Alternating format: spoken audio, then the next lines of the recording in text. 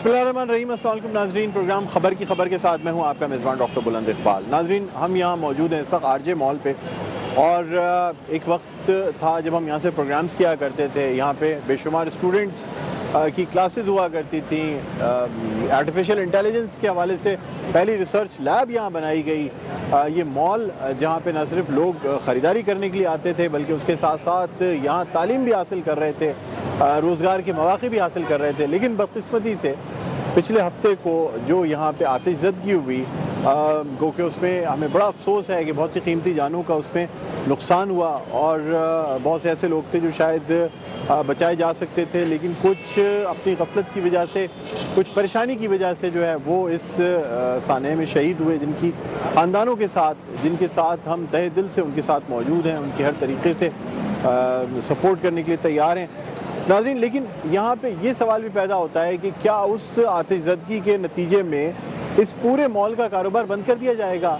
क्या इसे सील कर दिया जाएगा जिस तरह इस वक्त सील है? जो दुकानदार हजरात हैं वो यहाँ बाहर बैठे इस बात का इंतज़ार कर रहे हैं कि शायद अरबाब इख्तियार अपनी इंक्वायरी मुकम्मल करें और फिर इसे डी सील किया जाए, ताकि इस मॉल का वो हिस्सा जो बिल्कुल आतिशज़दगी से महफूज रहा है, यानी ground floor, upper ground, lower ground, first floor, second floor, यहाँ पे कोई, हम खुद अभी अंदर, मैं आपको वीडियो भी दिखाऊंगा, बल्कि स्क्रीन पे दिखाऊंगा कि हम गए हैं और हमने देखा है कि ये तमाम फ्लोर्स जो है आतिशज़दगी से महफूज हैं, लेकिन फिर भी मॉल को सील कर दिया गया है। उसकी वजह से ना सिर्फ दुकानदार, ख़रीदार, बल्कि ऐसे तालिब इल्म जो कि यहाँ तालीम हासिल कर रहे थे वो भी एक मुश्किल में आ गए। यहाँ तक कि इस तालीम का सिलसिला अब यहाँ सड़क के ऊपर कराया जा रहा है। मेरे सामने भी यहाँ स्टूडेंट्स मौजूद हैं और इस प्रोग्राम शुरू करने से कबल भी यहाँ क्लास हो रही थी और इसके बाद भी क्लास होगी, जो कि हसन बेग फाउंडेशन की जानिब से की जाती है। बहरहाल नाज़रीन, आज इस इशू को हाईलाइट करने के लिए मैं यहाँ मौजूद हूँ। हमारे साथ मौजूद हैं ताजिर इत्तेहाद के सरबराह हैं जनाब, इसके अलावा अतीक मीर फाउंडेशन के भी फाउंडर हैं, सरबराह हैं जनाब अतीक मीर साहब, जिन्हें हम खुशामदीद कहना चाहेंगे। अस्सलाम वालेकुम सर, खुशामदीद कहते हैं, बहुत बहुत शुक्रिया आपने वक्त निकाला। नाज़रीन, इसके अलावा हमारे साथ हसन बेग फाउंडेशन के सरबराह मौजूद हैं, जो फाउंडर और सरबराह हैं हसन बेग साहब, जिनसे हम पहले भी गाए बगाए उनसे बातचीत करते रहे हैं, टेक्नोलॉजी के बारे में जानते रहे, लेकिन आज हम उनसे जानेंगे कि वो किन मराइल से गुजर रहे हैं इस मॉल में आतिशज़दगी के बाद। सबसे पहले उनको खुशामदीद कहना चाहूँगा। अस्सलाम वालेकुम। हसन बेग, आपको भी खुशामदीद कहते हैं जी। अतीक मीर साहब, आप यहाँ मौजूद हैं और आप यहाँ पे जो इस वक्त अफेक्टीज हैं, जो दुकानदार हैं, जो लोग हैं, जो इस दुनिया से चले गए, उन सब के साथ आप मौजूद हैं, इज़हार यकजहती कर रहे हैं, क्या कहना चाहेंगे? देखिए, जानी नुकसान के लिहाज से तो एक बहुत बड़ा सानिया है और 11 जानों का इतलाफ नाकाबिले तलाफ़ी है, लेकिन माली एतबार से, मालियाती एतबार से अगर देखा जाए तो अल्लाह ताला ने एक बहुत बड़े हादसे से, बहुत बड़े नुकसान से इस मॉल को बचा लिया। यहाँ तक कि इमारत खस्ता हाल भी नहीं है, कोई बहुत ज़्यादा इसकी ख़तरनाक सूरत हाल भी नहीं है, लेकिन जो सबसे अफसोसनाक पहलू है वो हुकूमत सिंध और उसके इदारों का है।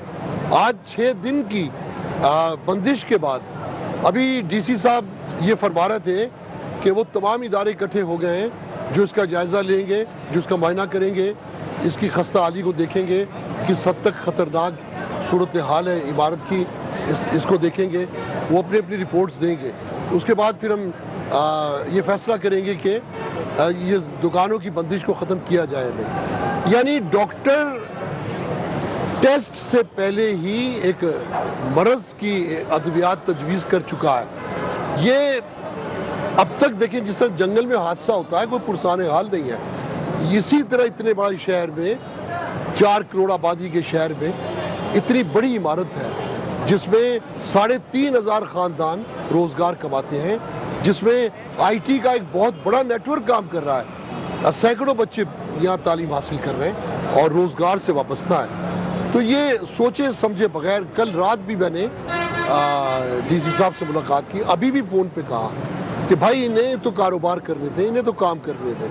अब देखिए IT की अब क्लासेस मॉल के सामने सड़क के किनारे हो रही हैं, तो मैं तुफ है ऐसे निज़ाम पर कि जिसमें कोई हमदर्दी नहीं है, जिसमें कोई जदीद तरीक़ाकार नहीं है, जिसमें कोई एहसास नहीं है, जिसमें कोई इंसानियत नहीं है। ऐसा लगता है कि हुकूमत जो पहले भी हमने तो कराची में, सिंध में नहीं देखी, और अब ये जो निगरान आए हैं ये भी कहीं धतूरा पी के सोए हुए हैं, इन्हें भी कुछ पता नहीं है। कोई तो आके पूछे, वो 11 माओ के लाल जो शिकार हुए इस हादसे का, कोई तो आके पूछे 6 दिन से कारोबार क्यों बंद है। तिजारती सूरत-ए-हाल हम बार बार कहते हैं, मीडिया पर कई दफा ये बात कही कि भाई एक जमूद तारी है, महंगाई ने, बेरोजगारी ने और कारोबारी मंदी ने हवास गुम कर दी है ताजरों के। उस पर आप दुकानें बंद कर दें। खुली दुकान में तो एक आसरा होता है कि शायद अभी कोई खरीदार आएगा, कुछ खरीद लेगा, कुछ रोजगार का बंदोबस्त हो जाएगा। लेकिन बंद दुकानों में तो बिल्कुल मायूसी के अंधेरे हैं। इसलिए जो भी मैं समझता हूँ जिम्मेदारान है, होश के नाखून कर वो लें, फौरी तौर पर दुकानें खुलवाएं। हम आज खुद भी ऐसा कर सकते हैं और कल 12 बजे से पहले अगर हुकूमत की जानिब से, इदारों की जानिब से इन्हें क्लियरेंस नहीं दी जाती तो मैं यहाँ मौजूद हूँ, ये शटर उठ जाएंगे। फिर अगर कोई लाठी है तो मेरा सर है, कोई गोली है तो मेरा सीना है। मैं इन ताजरों को इस हालत में, मायूसी की हालत में, बदहवासी की हालत में, इस बदतरीन सूरत हाल में तना नहीं छोड़ सकता। अभी हमें इस पर ही बात करनी है कि एक तरफ तो ये इन जानों का नुकसान हुआ है, लेकिन आजकल जो मुआशी सूरत हाल है नाज़रीन, अगर ऐसी मुआशी सूरत हाल में लोगों का रोजगार बंद हो जाएगा तो लोग दूसरे इंतहाई इक़दाम पे उतर आते हैं। हम इस माशरे में देख रहे हैं बड़े बड़े ब्यूरोक्रेट्स जो है ना, वो अपनी जान से हाथ धो बैठ रहे हैं। तो ये तो आम लोग हैं, ये मायूस होकर किसी भी तरफ जा सकते हैं। इसलिए हमें तमाम लोगों को इस चीज़ से बचाना है। जो नुकसान हुआ वो अपनी जगह, इसकी इंक्वायरी भी होनी चाहिए। अगर कोई इसमें कोई शख्स जो जिम्मेदार है उसका भी तयन होना चाहिए, सज़ा भी मिलनी चाहिए, लेकिन कारोबार को बंद करना ये बिल्कुल गलत बात है। अब हम आते हैं थोड़ा सा तालीम की तरफ, यानी हसन बेग फाउंडेशन जिसने एक बीड़ा उठाया, हज़ारों लोगों को, हज़ारों तालिब इल्मों को यहाँ तालीम दी गई। मैं खुद इस फ्लोर पे आके देखता रहा, तकरीबन 1 साल से ज़्यादा अरसा हो गया है। हसन बेग फाउंडेशन की जानिब से तकरीबन हज़ारों की तादाद में स्टूडेंट्स यहाँ पे आके, जो कि ना सिर्फ आर्टिफिशियल इंटेलिजेंस, इसके अलावा सोशल मीडिया, डिजिटल सर्विसेज इन्होंने सीखा है, बल्कि अपनी एक अमली ज़िंदगी में कदम रखा है और कामयाब ज़िंदगी गुजार रहे हैं। और अब वो लोग जो कि यहाँ पे क्लासेस दे रहे थे, वो भी इस वक्त यहाँ फुटपाथ पे क्लासेस देने पर मजबूर है। हसन बेग साहब, आपसे जानना चाहूँगा क्या प्रॉब्लम्स, क्या मसाइल आपको आ रहे हैं? देखें बुलंद साहब, मसाइल तो अपनी जगह मौजूद है। देखें ये एक तस्वीर चल रही है पीछे आपके, ये लड़का जो है पंचर की दुकान पे बैठा करता था। हमारे पास जब आया तो हमारे पास इतना 1000 रुपये के अंदर इसने एआई का कोर्स किया। आज जो है एआई रिसर्च सेंटर में ये बच्चा जो है काम कर रहा है पूरी दुनिया के लिए। ये यहाँ से प्रोडक्ट दिया जा रहा था। आप उस प्रोडक्ट को आपने सिर्फ एक जो ये इंसिडेंट हुआ उसकी वजह से आपने रोक दिया, जिसकी वजह से जो है हज़ारों ख़ानदान जो है आज जो है वो घर पे मौजूद हैं, वो परेशान हैं। उनके सामान यहाँ पे मौजूद है, अरबों रुपए की मालियत का सामान है, वो जंग खा रहा है, क्या हो रहा है कोई पूछने वाला नहीं है। यहाँ पर जो दुकानदारों का मसला है वो एक अलग मसला है। 700 दुकानें मौजूद हैं जिसमें लगभग जो है 4000 ख़ानदान हैं जो है अपनी रोज़गार कमाते थे यहाँ पे। और ये कोई लेविश लोग नहीं है कि जिनके घर बाप दादा जायदादें छोड़ के आए हुए हैं और जो है अगर ये बंद भी हो जाएगा तो उनके महीने चलते रहेंगे, घर पे चलते रहेंगे। नहीं, ये जो रोज़गार कमाते हैं वही रोज़गार घर पे जाते हैं और उनके बच्चे जो है उससे खाना खाते हैं। अगर ये 2-4 दिन और बंद रहा तो इनके घरों में फाके होना शुरू हो जाएंगे बच्चे। अब ये जो जितने भी लोग वहाँ पे मौजूद हैं, ये बच्चे जो अभी मैं यहाँ पे जब हम लोग क्लास कर रहे थे तो लोग आ गए यहाँ पे कि हमें भी एडमिशन लेना है। आप समझ रहे हैं? तो क्योंकि इन लड़कों को, कराची के लोगों को कोई ओन नहीं कर रहा। यही तो मसला है कि इतना बड़ा मॉल जो है जहाँ पे इतने सारे खानदान पढ़ भी रहे थे, इतने सारे खानदान काम भी कर रहे थे, कोई मिनिस्टर यहाँ पे आके अरे भाई तस्वीर खिंचवाने आ जाते ताकि उनकी दिल आज़ारी हो जाती, लेकिन कोई भी नहीं आया। क्योंकि मुझे लगता है कि शायद इलेक्शन में अभी वक्त ज़्यादा है, इलेक्शन के वक्त करीब होता तो शायद सारे लोग आ रहे होते यहाँ पे और अपना जो है पार्टी का मंशूर बेच रहे होते और कह रहे होते कि हम तुम्हारे दुख के साथ खड़े हैं। लेकिन आज किसी दुकानदार के साथ, किसी बच्चे के साथ कोई हुक्मरान, कोई भी शख्स नहीं खड़ा हुआ। हम तो चाहते हैं, हम तो बल्कि कह रहे हैं कि भाई इदारे काम करें और हम ताउन करने के लिए हम ताउन कर रहे हैं। हर चीज़ तो मौजूद है। कौन दुकानदार चाहेगा कि यार उनके साथ ताउन नहीं करें?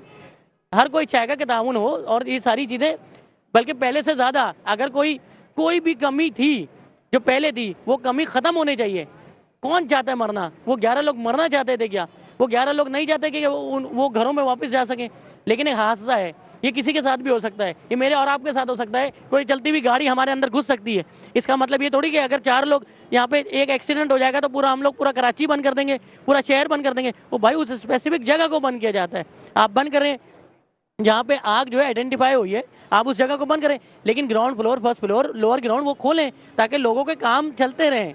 ये जो लोग हैं ये खुदकुशी की तरफ नहीं है। ठीक है, चलो आपसे मजीद गुफ्तगू करेंगे, अतीक मीर साहब से ही बात करेंगे। नाज़रीन एक छोटा सा वक्फा लेंगे, वक्फे के बाद दोबारा आपकी खिदमत में हाज़िर होते हैं। देखते रहिए प्रोग्राम खबर की खबर। जी नाज़रीन, वेलकम बैक। एक दफ़ा फिर आपको खुशामदीद कहते हैं प्रोग्राम में खबर की खबर। मैं हूँ आपका मेज़बान डॉक्टर बुलंद इकबाल। नाज़रीन मैं यहाँ मौजूद हूँ आरजे मॉल पे, जहाँ पिछले हफ्ते जो आतिशज़दी का वाक़या पेश आया, एक बहुत ही अफसोसनाक वाक़या जिसमें 11 लोग जो है वो अपनी जानों से हाथ धो बैठे। लेकिन इस वक्त सवाल है मज़ीद उन लोगों का जो कि इस वक्त हमारे यहाँ मौजूद हैं, मॉल में, मॉल के अतराफ़ में मौजूद हैं, और वो लोग हैं ये जो कि अपने कारोबार को दोबारा शुरू करना चाहते हैं। एक तरफ चलें, ये जो तमाम चीज़ें हुई, आग लगी, ये अपनी जगह, लेकिन मॉल का बेशतर हिस्सा जो है वो अल्लाह के फजल करम से आतिशज़दगी से बच गया, जिसकी वजह से मॉल के जो शॉपिंग मॉल है उसके तमाम फ्लोर्स इस वक्त जो हैं वो ऑपरेशनल हो सकते हैं। लेकिन अगर इसे इंक्वायरी के नाम पे बंद करना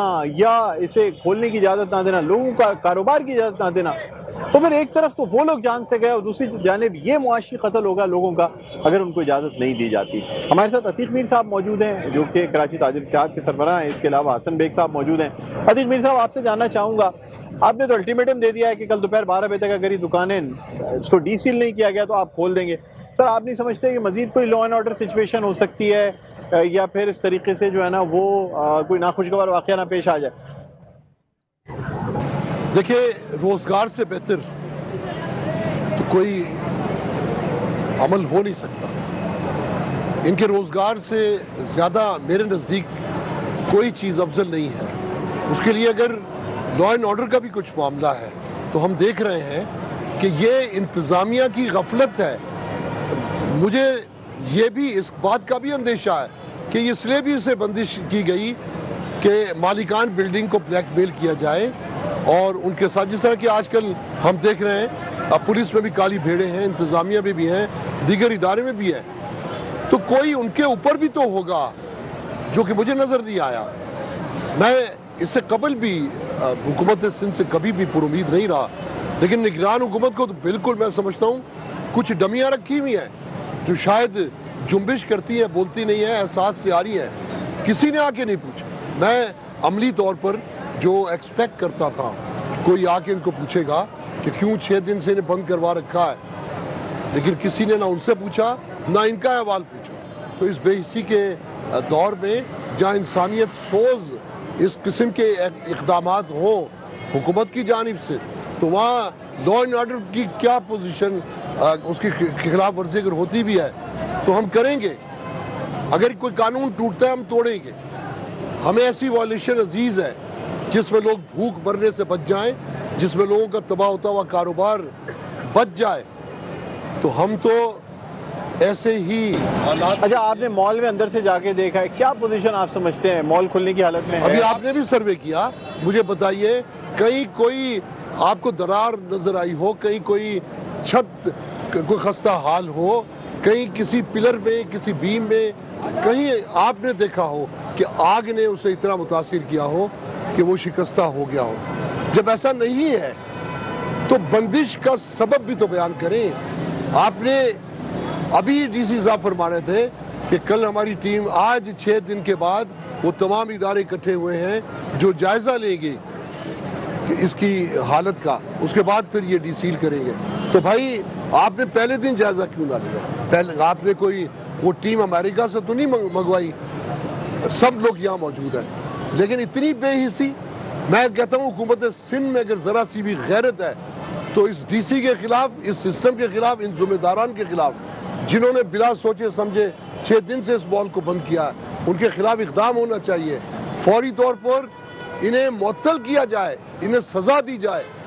अगर चीफ जस्टिस ऑफ पाकिस्तान की नज़र एक इस तरफ हो तो वो भी देखें, और जो सिंध के चीफ जस्टिस हैं वो भी तवज्जो दें, जिन्होंने आज ये ऐलान किया है कि इसका मज़ीद जायज़ा लिया नुकसान जाएगा। जायज़ा लिया जाए। ठीक है हसन बेग साहब, अगर ये मॉल खुल जाता है तो आपके पास यहाँ पे जगह होगी कि आप अपने स्टूडेंट्स को अकोमोडेट कर सकें, क्योंकि अभी हो सकता है 4th और 5th फ्लोर जब तक कि उसकी रेनोवेशन मुकम्मल ना हो जाए वो ना खुल पाए, तो आपको कहाँ पे एकोमोडेट किया जाएगा? देखिए हमारे पास नीचे लोअर ग्राउंड पे जगह मौजूद है जिसमें जो है ना 400 से 500 स्टूडेंट बैठ सकते हैं एक वक्त में। जो ऊपर जगह थी उससे बड़ी जगह मौजूद है और तैयार जगह मौजूद है, यानी कि अगर अभी खुल जाता तो 15 मिनट के अंदर उस जगह को रेडी करके क्लासेस शुरू कर सकते हैं। लेकिन वही वाली बात है, अभी रोज़ाना की बुनियाद पर 12,000 जो स्टूडेंट पढ़ रहे थे उनका नुकसान हो रहा है। तो हम लोगों ने सोचा कि यार इन बच्चों की पढ़ाई ना रोके, तो हम लोग लगा कि एहतिजाजन जो है हम लोग बच्चों के रोड पर पढ़ाना शुरू कर देंगे जब तक ये मॉल्स खुल नहीं जाते। अभी जो है जिस दिन ये वाक़या पेश आया उस दिन 300 लोगों की ओरिएंटेशन थी, नई क्लास यानी कि होने वाली थी, और 150 स्टूडेंट की उसके बाद जो है क्लास थी। तो रोज़ाना की बुनियाद पे 4-6 क्लासेस जो हैं होती हैं। आज दोपहर 3 बजे से क्लासेस जो शुरू हैं वो रात के 11 बजे तक चलती रहेंगी और इधर ही चलती रहेंगी। तो हम हुकूमत से ये मुतालबा करेंगे भाई कि ये जो बच्चे पढ़ रहे हैं ये सारे लोग जो है ये इस वजह से है कि आप लोग उनको गवर्नमेंट की नौकरी तो दे नहीं रहे। कराची वाला वैसे ही रोता रहता है, तो बेचारे जो ऑनलाइन काम कर रहे हैं उनके ऑनलाइन काम पे भी करगन लगा देंगे, तो बेचारे खाएंगे पिएंगे कैसे? रोज़ाना की बुनियाद पे बहुत मुश्किल हो जाएगा। तो मैं हुकूमत से मुतालबा करता हूँ, इस पर बहुत हर चीज़ की एक प्रायोरिटी होती है, तो इसको प्रायोरिटी पर सोचें और इस मॉल को दोबारा ओपन करें, जिसकी वजह से दुकानदार भी परेशान है और ये बच्चे भी परेशान है। अच्छा, 4th फ्लोर पे कहा जाता है कि बहुत आईटी के इदारे थे, इंक्यूबेशन सेंटर्स थे, एआई रिसर्च, जैसे आर्टिफिशियल इंटेलिजेंस पहला रिसर्च सेंटर न्यूरोस्फेयर जो बना, क्या पोजीशन रही उसकी, क्या बताएंगे उसके बारे में? न्यूरोस्फेयर पे तो अभी 70 से 80 लाख रुपए के जो सिस्टम्स मौजूद हैं वो जो है कार्बन की नज़र हो रहे हैं, क्योंकि धुआं मौजूद था वहाँ पे और उसके ऊपर कार्बन आ रहा है। अगर 2-4 दिन ये और रहे तो हो सकता है वो सिस्टम जो है नाकारा हो जाए। और ये तो एक की मैं बता रहा हूँ, इस तरह तमाम जो है यहाँ पे 200 से ज़्यादा आईटी के ऑफिस थे 4थे और 5वें मंजिल पे। वहाँ पे जो है लोगों के मोबाइल पड़े हुए हैं, नकदी पड़ी हुई है, कंप्यूटर्स मौजूद हैं, लेकिन उसमें कोई जो है उनको इतना तक मौका नहीं दिया जा रहा कि वो सिस्टम जो है वो निकाल कर वापस ला सकें, ताकि उसको जो है वो, और उसके अंदर डाटा मौजूद है लोगों का जो इंटरनेशनल क्लाइंट्स हैं जो जिनका काम करना है, और वो कोई ये 100-50 वाला काम नहीं होता, वो हज़ारों डॉलर का काम होता है जो लड़का कर रहा होता है। और वो नुकसान, फिर वो काम पूरा नहीं होगा तो उसका जो नुकसान है वो इस बच्चे का आएगा, जो बच्चा जो है ऑनलाइन काम कर रहा है। तो ये सारी चीज़ों पर काम करना चाहिए। देखें जो बिल्डिंग पे आपका काम हो रहा है, जो इफेक्टेड फ्लोर्स हैं आप उनको बंद रखें, आप उस पर काम करते रहें, लेकिन जो इफेक्टेड फ्लोर नहीं है उनको तो खोलें ना, ताकि ये जो सारी सिलसिला है ये तो बहाल हो सके। तो मैं हुकूमत से मुतालबा करूँगा कि इस पर जो है नज़रसानी की जाए और उसको जल्द से जल्द बहाल किया जाए, ताकि माशी कत्ल ख़त्म हो। अच्छा, आप क्या समझते हैं अब किस तरीके से इसको बहाल किया जाएगा, क्या लाएमल इख्तियार करेंगे? देखिए, यहाँ आग से बचाव के जितने भी आलात हैं वो मौजूद थे और पानी की लाइनें मौजूद हैं,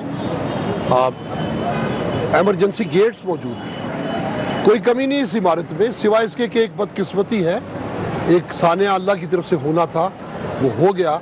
और दुनिया के तरक्की याफ्ता ममालिक में भी इमारतें, बड़ी जदीद इमारतें हमने देखा कि आग की लपेट में आती हैं, जानी माली नुकसान होता है। तो इसमें कोई गफलत का तो ऐसा चांस नज़र आता नहीं बज़ाहिर कि जिसमें कहा जाए कि इंतज़ामात मुकम्मल नहीं थे, कोई फायर एक्सटिंग्विशर्स नहीं थे, कोई पानी सप्लाई लाइन नहीं थी। अब यही है कि इन्हें मौका दिया जाए, अगर इनकी कोई जो बच्चे शिकार हुए आतिशज़दगी का, उन बच्चों की माली मदद करे हुकूमत। और हम यही मुतालबा कर सकते हैं कि इन्हें मौका दिया जाए कि ये खुद अपने वसाइल से दोबारा से अपना कारोबार बहाल कर सकें। ये जो IT के दफातर हैं, ये 3री, 4थी, 5वीं मंजिल है, हुकूमत से ना हमें तवक्को है, ना हम हुकूमत से कुछ मांग रहे हैं। ज़्यादती का अंसर, गलतियाँ जो हुकूमत कर रही है, जो इनकी काम में ताख़ीर हो रही है, जो रुकावटें हैं, इनके आलात चोरी भी हो रहे हैं, ऐसे भी वाक़यात हुए हैं। तो इन्हें काम करने का मौका दिया जाए, ये अपने पैरों पे इंशाल्लाह खड़े हो जाएंगे। लेकिन ये जो कार्रवाइयों के नाम पे ये जो कदगन लगाए जा रहे हैं, ये गलत है, इसको बंद किया है। ठीक है, हसन बेग साहब, आप क्या कहना चाहेंगे, क्या मैसेज देना चाहेंगे हमारे प्रोग्राम से? मैं सिर्फ ये बोलूँगा कि रोज़ाना की बुनियाद पे जो है लोग परेशान हैं। यहाँ पे लोग जो है अपने घरों को नहीं जा रहे, उनके बीवी बच्चे जो हैं यहाँ पे बैठे हुए, सुबह से शाम तक वो यहाँ पे बैठे रहते हैं किसी इंतज़ार में कि शायद कोई आएगा, इनकी आवाज़ सुनेगा, इनकी बात सुनेगा, लेकिन कोई नहीं आ रहा। हम हुकूमत से कोई चीज़ की अपील नहीं कर रहे। हम नहीं कह रहे कि भाई जो लोग शहीद हो चुके हैं, जो लोग जहाँ भाग हुए हैं, उनके घरों पर हुकूमत ने 1 रुपया क्या अपनी शक्ल तक नहीं दिखाई किसी नुमाइंदे ने। हम नहीं कह रहे, तमाम तमाम ये जो सारी चीज़ें हैं ये सिर्फ मॉल की मैनेजमेंट कर रही है। उनके घरों पे भी जा रहे हैं, उन जो लोग ज़ख्मी हैं उनके पास भी जा रहे हैं, उनके लिए आसानियाँ भी पैदा करते हैं, उनके लिए तमाम अनाउंसमेंट भी कर रहे हैं, ठीक है। और ये जो मॉल का जो डैमेजेस हैं वो भी कोई नहीं मांग रहा कि हुकूमत पूरी करे, ये सारी चीज़ें भी। और ये जो सारे सेफ्टी के निज़ाम जो बेहतर बनाने हैं उस पर भी जो है मॉल की मैनेजमेंट खुद काम कर रही है। तो सिर्फ हम हुकूमत से मुतालबा करते हैं, हमें आपसे कुछ नहीं चाहिए, हमें काम करने की इजाज़त दी जाए, बस और कुछ नहीं। ठीक है, चलें, खैर आपका शुक्रिया अदा करना चाहूँगा अतीक मीर साहब और हसन बेग साहब हमारे साथ आप कंटिन्यू करेंगे। मजीद हम जो यहाँ आरजे मॉल के रिप्रेजेंटेटिव्स हैं उनसे भी आपकी मुलाकात कराएंगे। छोटा सा वक्फे के बाद दोबारा आपकी खिदमत में हाजिर होते हैं। देखते रहिए प्रोग्राम खबर की खबर। फिर नाज़रीन वेलकम बैक, एक दफ़ा फिर आपको खुशामदीद कहते हैं। प्रोग्राम है खबर की खबर, मैं हूँ आपका मेज़बान डॉक्टर बुलंद इकबाल। नाज़रीन हम मौजूद हैं आरजे मॉल जहाँ के पिछले हफ्ते आतिशज़दगी हुई थी। इस वक्त मेरे साथ अहमद ज़िया मौजूद हैं जो यहाँ एक दुकानदार भी हैं और ये ऐनी शाहिद हैं किस तरीके से यहाँ लोगों को रेस्क्यू किया गया, क्या मॉल की इस वक्त सूरत हाल है। हम गए भी इनके साथ अंदर, मॉल के अंदर जो हिस्से हैं जो इस वक्त बिल्कुल ठीक है, यानी जो परफ्यूम की शॉप्स तक हैं उनमें भी कुछ ऐसी कोई नुकसान नहीं पहुंचा। हालांकि अगर परफ्यूम की शॉप के एक परफ्यूम को भी नुकसान पहुंचता तो शायद बहुत बड़ा नुकसान हो सकता था, लेकिन अंदाज़ा ये होता है कि आग बहुत ही एक छोटे से हिस्से में थी और ज़्यादातर लोग घुटन या तपिश की वजह से अपनी जान से हाथ धो बैठे, या कुछ ऐसे लोग जो कि लिफ्ट में फंस गए थे, जिन्होंने ये गलत फैसला किया, उनको लिफ्ट में नहीं जाना चाहिए था, इमरजेंसी एग्जिट इस्तेमाल करनी चाहिए थी। बहरहाल हम उन सब की फैमिलीज़ के साथ उनके साथ मौजूद हैं। बहरहाल इस वक्त हमारे साथ मौजूद है अहमद ज़िया साहब जिन्हें हम खुशामदीद कहना चाहेंगे। इसके अलावा हमारे साथ मौजूद है हसन बेग साहब। अहमद ज़िया साहब मुझे बताइएगा कि आप तो ऐनी शाहिद हैं, क्या पोजीशन थी, कितने लोगों को तकरीबन यहाँ से रेस्क्यू किया गया? सर ये तो एक अचानक वाक़या हुआ था और अचानक फ़ोन आ गए थे हमें फजर की नमाज के बाद। हम लोग यहाँ पर पहुँचे थे, जैसे ही पहुँचे थे हमें उस टाइम पे कुछ समझ में नहीं आया। हम भागते हुए आए, इंटर हो गए, हम लोग फर्स्ट फ्लोर पे चढ़ गए थे, सेकंड फ्लोर पे चढ़ गए थे। उसके बाद फिर हमें दुआ, जाहिर सी बात है आगे और कुछ दुआ चल रहा था तो उसकी वजह से हमें कुछ समझ में नहीं आया। बस हमें इस चीज़ की फ़िक्र थी कि जो ऊपर लोग हैं उनको किसी तरह रेस्क्यू किया जाए।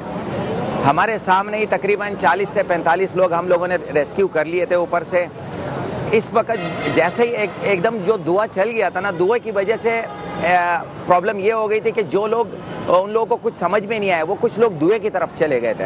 हालांकि हम लोग नीचे खड़े थे, हम लोग उनको डायरेक्शन दे रहे थे कि भाई इधर से नहीं इधर से आ जाओ। असल में मॉल के जो है 3 हिस्से बने हुए हैं, बीच में एक पैसेज है और एक साइड पे दूसरा पैसेज है, दूसरा पैसेज। अब वो लोग जो है ना सही रास्ते से आके इधर आ गए थे, वो पीछे के रास्ते से भागे। अब वो धुएं की घुटन की वजह से ये लोग उधर फंस गए थे।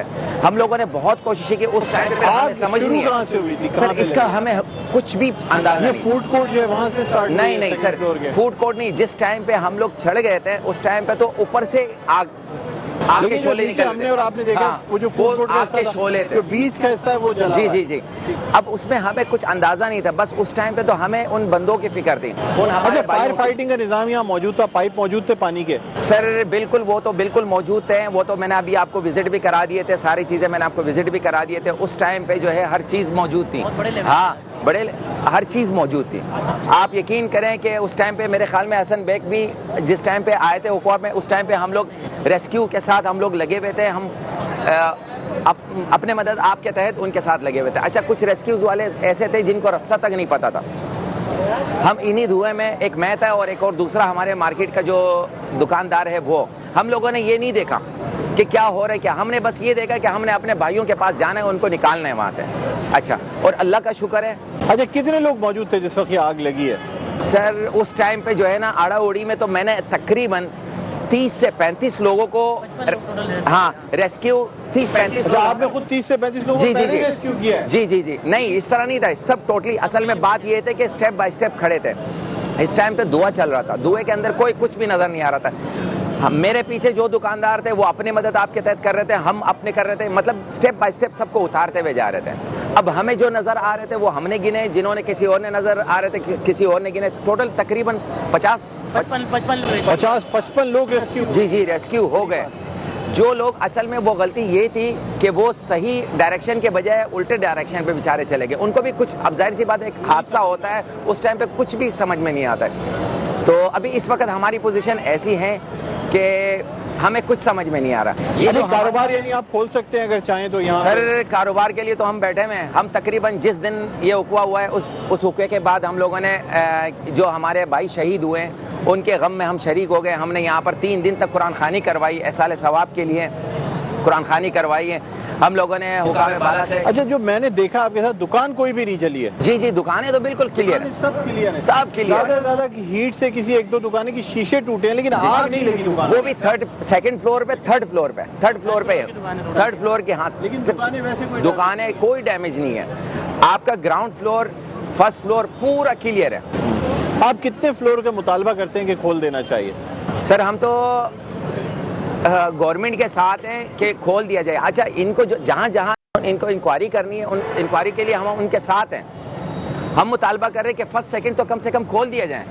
ग्राउंड फर्स्ट सेकंड यानी? जी जी जी जी, LG ग्राउंड। जी जी, पार्किंग तो बिल्कुल, जब UG क्लियर है तो जाहिर सी बात है LG भी क्लियर है, उसके नीचे फिर पार्किंग भी क्लियर है। तो हम ये चाह रहे हैं कि बस UG और फर्स्ट फ्लोर ये दोनों खुलवा दे। Ground, upper ground, first floor, जी जी जी, ये सारे क्लियर करा दे। इस वक्त क्योंकि लोअर ग्राउंड पे हसन बेग साहब के पास जो स्टूडेंट्स आने हैं वो जाएंगे। ठीक है, यानी आप लोग बहुत जल्द इस पे, कब तक अगर इसको खोलने की इजाजत दी जाती है तो कारोबार कब से आगाज हो जाएगा? यानी लाइट वगैरह बहाल करना, चीजें देख। मैं आपको एक बात बता दूं, मैं 3 दिन से यहाँ पर इन सब लोगों के साथ बैठा हूँ, सही है?